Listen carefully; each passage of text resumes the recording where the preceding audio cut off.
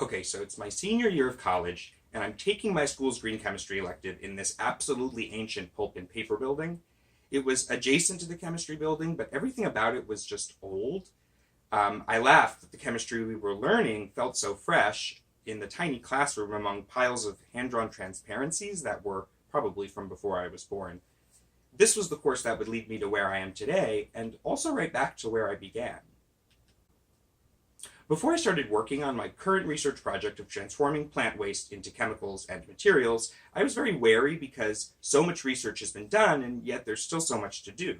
If only wood and grain weren't both so renewable and abundant, we might not have to resort to burning what can be salvaged, and so I imagined that it would be hard to stand out in the field. No pun intended. It turns out that there is a wide community of people who need and want to be brought together, and our complex problem is really best tackled in groups. But before we get to the laboratory bench, we're keen to understand the potential impacts of our research by assessing environmental, economic, and societal costs.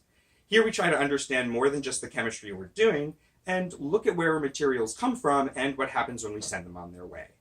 These analyses allow us to place our work in the greater context of the literature and help us determine exactly where and why innovation is occurring. These insights help us figure out whether our chemistry is more sustainable and what work we have to do. The neat thing about the way that we assess the life of a chemical is that it closely resembles the scientific method. It's an iterative process of calculating and checking, which can allow researchers to ask more focused questions in future cycles. Most important is the ability for students and researchers to spot both flaws and innovations in their work and in the work of their peers. Though after an evaluation, you may feel like the more you know, the more you realize there is still a lot to learn.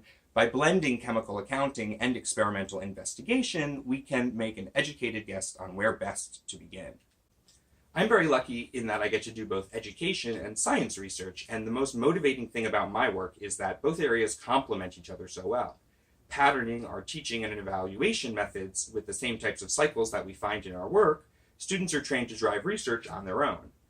Beyond this, we can hope to create sustainable technologies that work in sync with the complex chemical cycles that govern how we live and die. I have no doubt that science education is going to continue to change in the coming years, and I think that understanding what makes a technology both safe and efficient, and thus sustainable, is an unmet need in both academia and industry. As we develop better metrics, it will become easier for people to know why and where they stand out, but there really is still a lot to do. One of my goals is to better understand the transition from student to scholar and the role that sustainable science can play. So I began in a pulp and paper building learning green chemistry, and now I do pulp and paper research at the University of Kansas at a Center for Environmentally Beneficial Catalysis. And I read papers that were written in that building I took that class in long ago. Sometimes both lives and life cycle thinking can be a bit roundabout, but it's always nice to end up where you began with a more informed perspective on where you can probably go.